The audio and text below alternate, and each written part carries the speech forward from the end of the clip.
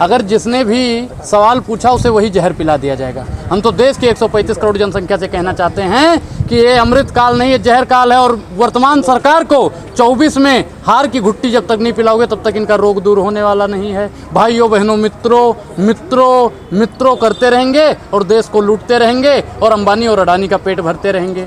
हराएगा कौन? हराएगा कौन? जनता हराएगी। भैया देखो कि जो कितना मजबूत सरकार थी उसको भी जनता ने हरा दिया।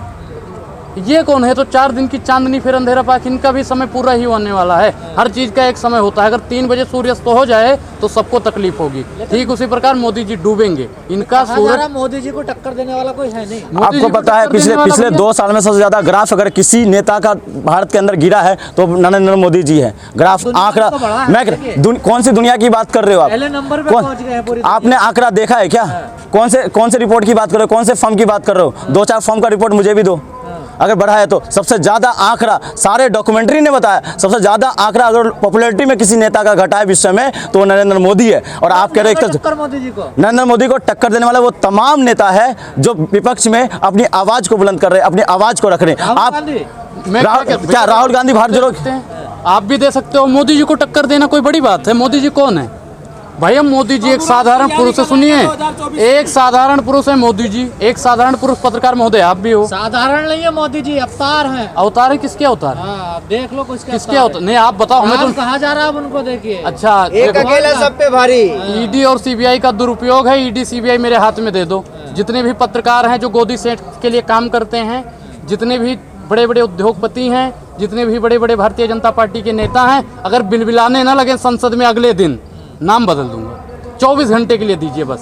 देश में 2 मुख्यमंत्री खरीद लिया इस सरकार ने लोकतंत्र की हत्या करके।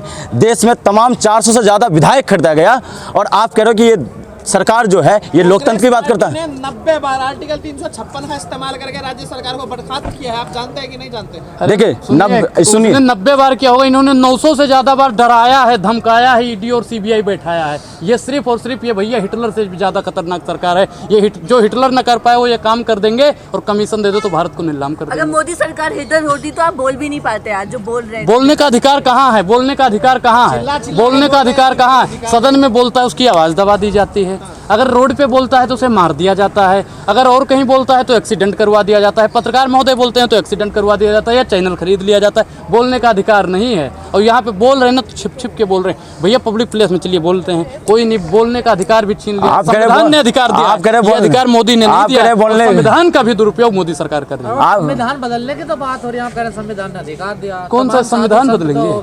धर्म संसद लगा रहे हैं जैसा आपके साथी ने भी कहा। वो संविधान बदलने की बात करते हैं। भैया संविधान कोई नहीं बदल सकता है। और संविधान ये बदल देंगे तो भैया देश में एक नई क्रांति उत्पन्न होगी और उससे देख लेना कि कितना मतलब क्रांति फैलती है और कितना बहुत कुछ हो जाएगा गड़बड़। कह रहे हैं भारतीय संविधान में भारतीय संस्कृति नजर नहीं आती है। ये तो मोदी जी को नजर नहीं आती है। भारतीय संस्कृति मोदी जी ने पढ़ा ही नहीं।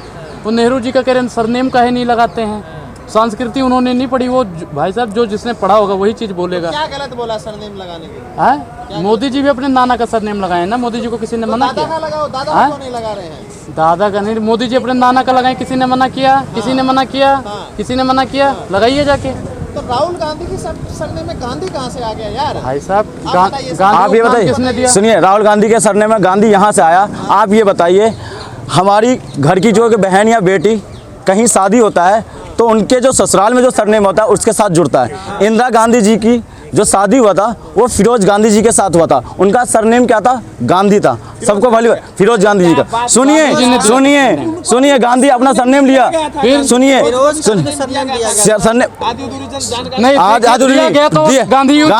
गांधी आज भी अभी आप चेक करिए, फिरोज गांधी लिख के आए। सुनिए, इंदिरा गांधी ने पहला सरनेम अपना स्कूल का उनका सर्टिफिकेट देख लीजिएगा। आपको इंदिरा गांधी गांधी नहीं है उनके सरनेम में। आप कह देंगे और मान लेंगे हम। शादी के बाद उन्होंने जब जानकारी नहीं, गांधी ने जो है आप जीते जी उनको सरनेम दिया था, सरनेम लगाई नहीं थी उन्होंने। सरनेम नहीं लगाई थी। उनके स्कूल सर्टिफिकेट देख लीजिएगा आप। स्कूल सर्टिफिकेट उनका कहीं भी इंदिरा गांधी नहीं है, ओनली इंदिरा है। आप कह रहे हैं कि इंदिरा गांधी सरनेम दिया गया था लेकिन सरनेम लगाई नहीं थी उन्होंने कहीं भी। उन्होंने सरनेम बाद में लगाई थी। सरनेम लगाने के बाद नेहरू लगा लो यार, नेहरू में क्या नहीं तो मोदी जी भी अपने नाना का लगा लेना। मोदी जी को दिक्कत हो रही है क्या? मोदी जी अपने नाना का लगा लें। हम अपने नाना का लगाएंगे, हम तो भैया अपने घर का लगाएंगे, अपने खानदान का लगाएंगे। मोदी जी को मैं क्या कह रहा हूँ, सनातन संस्कृति भी पढ़नी चाहिए। परिवार, जिसने अपने परिवार का ही ख्याल नहीं रखा हो, परिवारवाद क्या समझेगा भैया? परिवार के बारे में क्या पढ़ेगा भैया, बताइए। मोदी जी को पहले परिवार के बारे में पढ़ना चाहिए, फिर भारतीय सभ्यता के बारे में पढ़ना चाहिए, संस्कृति के बारे में। एकजुट होना चाहिए, आपको लग रहा है? बिल्कुल, मैं क्या कह रहा हूँ, हिंदू भी एकजुट रहेंगे, मुस्लिम भी एकजुट रहेंगे, सिख भी एकजुट रहेंगे और ईसाई भी एकजुट रहेंगे, तभी ये भारत मजबूत रहेगा। तो ये धीरेन्द्र शास्त्री कह रहे हैं, ये आप कह रहे हैं, तो अंतर क्या है? नहीं, आजकल तो बाबाओं का दौर चल रहा है, आजकल बाबाओं का दौर चल रहा इसलिए है। बाबा वो बन कोई बाबा हो जो कह दे, स्टेज से कह देता है नंगा कर दूंगा, कोई बाबा कहता है कि 5 वक्त की नमाज पढ़ो और कुछ भी करो, कोई बाबा कहता है कि तलवार की धार तेज कर लो, कोई कहता है कि गला काट के ले आओ, इतना इनाम देंगे। आजकल बाबाओं का दौर चल रहा है, उसमें धीरेन्द्र शास्त्री ने क्या कह दिया? जो जितना घटिया सोच रखता है वो उतना ही सोच सकता है ना। जिसने खुद घूस लिया हो और केंद्र सरकार ने उसे तिहाड़ में भेज दिया हो, वो तिहाड़ी उतना ही सोच सकता है ना। उसने सिर्फ और सिर्फ भैया छात्रों के साथ या युवाओं के साथ में खिलवाड़ किया है। घूस लेने के लिए रोजगार, हम सरकारी नौकरी मांगते हैं, घूस लेने। राष्ट्रवादी पत्रकार हैं, राष्ट्रवादी पत्रकार हैं, राष्ट्रवादी पत्रकार हैं, तिहाड़ी को राष्ट्रवादी बोल रहे हो। आप ये बताइए, देश के अंदर 1969 में जब पहली बार आर्थिक स्थिति जब डामाडोल हुई थी, तो उस टाइम जब सार्वजनिक संस्था का स्थापना किया गया था, तो क्या उसके बाद क्रांति नहीं आई देश के अंदर? ऊर्जा के क्षेत्र में किसने क्रांति लाया? NTPC NHPC ने नहीं लाया, DRDO ने क्रांति नहीं लाया, इसरो ने क्रांति नहीं लाया। तमाम सार्वजनिक संस्थाएं जो भारत के अंदर खुली थी, उसके बाद निजी संस्था और सार्वजनिक संस्था के बीच में, जो सरकारों के बीच में जो असमंजस था और समावेश बनाने के लिए सार्वजनिक संस्था खुली, तो उसके बाद रोजगार मिला और उसने क्या क्रांति देश के अंदर लाया और देश की आर्थिक व्यवस्था इतनी तेज से बढ़ी कि आज हम उन तमाम देशों में शामिल है जहां पे हम आंख से आंख मिलाकर आर्थिक व्यवस्था के स्तर पर देख पा रहे हैं। और क्यों कर रहे हैं फिर? लेकिन मोदी जी को क्या है, उसी सार्वजनिक संस्था को बेचने का काम कर रहे हैं और वही सार्वजनिक संस्था को बेचने का, मैंने यही तो कहना, सार्वजनिक संस्थान बेचने के काम में अगर देश की जनता सवाल उठा रही है, तो वो तमाम जो मीडिया हाउस है जिनको खरीदने का काम जिनके हाथ में दे दिया है, वो लोग सवाल, उनके पेट में गुदगुदी तो होगा ही होगा, क्योंकि उनकी रोजी रोटी कहाँ से चलेगी? तो क्या लग रहा है, वो सरकारी नौकरी खत्म करना चाहते हैं क्या? बिल्कुल, सरकारी संपत्ति बेच के मोदी जी ऐसा सोचते होंगे कि सरकारी संपत्ति इसलिए बेच रहे हैं ताकि सरकारी नौकरी न देना पड़े, इसलिए बेच रहे हैं। बाकी सरकारी संपत्तियां भैया इससे पहले किसी सरकार ने बेचा नहीं बेचा, मौजूदा सरकार इसलिए बेच रही है ताकि सरकारी नौकरी न दिया जाए। भैया वो सिर्फ और सिर्फ युवाओं को खत्म करने का काम करती है सरकारी। आत्मनिर्भर बना रहे हैं, आत्मनिर्भर भैया जैसा को काहे नहीं बनाया, पंकज सिंह को काहे नहीं बनाया, प्रहलाद मोदी को काहे नहीं बनाया, तलवाइए पकौड़ा उनसे। हमको आत्मनिर्भर बनाएंगे, खुद आत्मनिर्भर नहीं है वो, हमको आत्मनिर्भर बनाएंगे। हम तो भैया किसी तरह आत्मनिर्भर हो भी जाएंगे, अपना तो काम हो जाएगा, लेकिन आपका क्या होगा? अपनी तो जैसे तैसे, लेकिन आपका क्या होगा जनाबे अली? आपका क्या होगा? हमारी तो चल जाएगी किसी तरह दाल रोटी, लेकिन मोदी जी की कैसे चलेगी ये बताओ महाराज। हिंदू मुसलमान की राजनीति सबसे ज्यादा कर रहे हैं और हिंदू मुसलमान झोला उठा के चले जाएंगे, कहाँ जाएंगे ये नहीं बताया। इसका मतलब आपने सही बताया कि फकीर है, झोला उठाएंगे चले जाएंगे। ललित मोदी के पास उन्होंने पैसा भेज रखा है, विजय माल्या के पास भेज रखा है और अडानी जी के हाथ में काफ़ी पैसा दे दिया कि आप भी भागिए, तो वहीं जाएंगे ना थैला उठा के मैडम, वहीं जाएंगे ना।